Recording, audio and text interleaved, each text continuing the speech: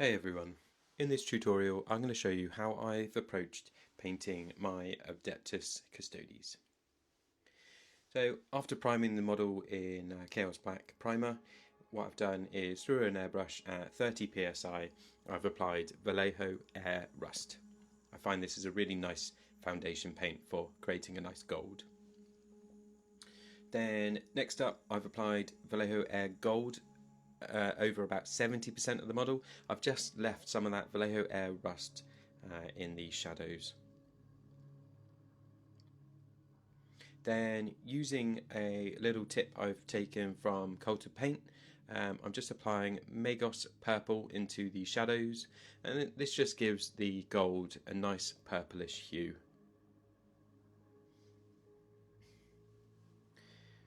Next up, generously, I'm applying a Reichland Flesh Shade wash, and I'm applying this over the entirety of all of the gold, so the whole model. It's just, if it starts to pull into the smoother parts, make sure you smooth it out.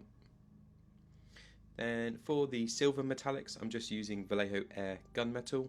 I find that airbrush paints go on really nicely with a brush, so yeah. Then, nice and simple, I'm just applying nuln oil over all of the silver metallics.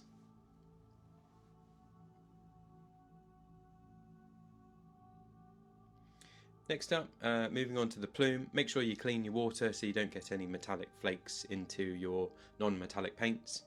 So I've just done a base coat of khorne red on the plume, followed by mephiston red as a highlight. Then building that up a bit further, I'm adding some highlights of Mephiston Red and Screaming Skull, and then a final highlight of Screaming Skull and Mephiston Red, just with a higher percentage of Screaming Skull in there. And I'm just trying to add some natural looking lines of hair. For the leather, I've used rhinox hide as a base coat. I've just applied that to the leather tabard and the greaves and the buckle clips. Then I've highlighted that with rhinox hide and mournfang brown. Keep your paint nice and watered down here and kind of glaze it on. The more of the original rhinox hide that comes through, the better, because you want it to look as varied as possible. You want the initial stage paint to come through as well as the highlights.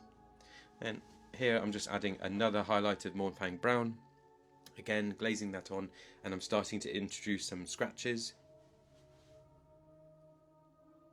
Then for a final highlight, I've used scrag brown, and I'm just again emphasizing on those scratches, trying to add just a little bit of paint here. Then if you make any mistakes like I do, then what you can do is you can make a really dark brown wash with some black and your base coat paint, and then just paint that on into the recesses. Make sure there's not a lot of paint on your brush, and then you'll be able to direct where you want the paint to go. And then for the Guardian Spear, what I've done is I've added Vallejo blue-green as a wash onto the blade. I've just applied that all over. And then for the gems, again I'm using Vallejo blue-green, and I'm just painting that on using the traditional method for gems. So painting a small crescent moon in one corner, adding a highlight, so I'm just adding in some white paint into the Vallejo blue-green, adding a smaller crescent. Then you can either go up one more stage like I've done and add in a little bit more white, or you can just jump straight into applying a little dot in the top corner in the opposite end of where you've put the crescent, and then put another dot where you've put the crescent as well. Then this is a really nice effect that I like adding to my custodes. So just to add some lightning effects, I've just mixed in some of that white to the blue-green, and then I'm just gently painting on these lightning streak effects. For the blacks, I keep it nice and simple. I just use the base black paint that I've used, and then mix in my choice of grey, which is medium sea grey, and then I'm just slowly building up those highlights. You can use the Citadel greys that they have. I mean, or you could just use black and white paint. One thing I would encourage is try and take your time with highlighting black.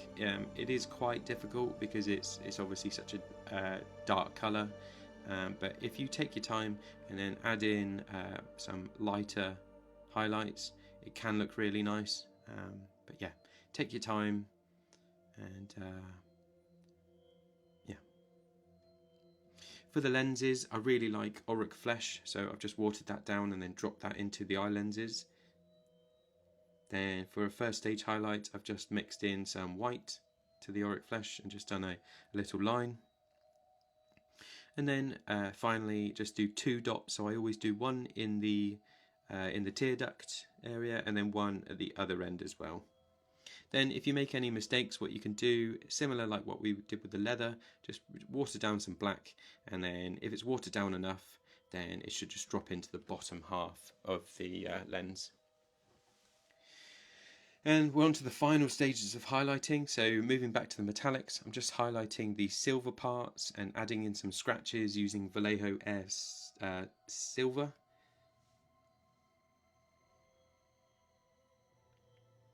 I'm just focusing on the very edges. And finally for the gold, to be honest, I'm still not convinced if you actually need to highlight gold, at least for a tabletop army. But when you want to make a model pop just a little bit more, and if it's going to be inspected closely, it's always nice to highlight. So just take your time and then edge highlight all the bits, and also fix any mistakes you may have already made in the whole painting process. And I'm using scale 75 elven gold, which is very yellow. Finally, I've listed the basing elements down below, and just to explain what I've done to make this basing effect. Over European mud, which is by Vallejo, which is a basing texture, I've applied a heavily watered down with clean water the pigment by Ammo by MIG, and this one is called Brick Dust. So I've just reduced that down and then painted it onto the base. The more you reduce it, the more of the original basing medium will come through. And then on top of that, I've applied these basing materials. So there it is, that is the finished model. I hope you've enjoyed the painting tutorial. If you happen to use it and apply it to your own models, I'd really love to see it, so please do tag me in any posts. That's the end of the tutorial. Thank you so much for watching, and I'll see you on the next one. Thanks.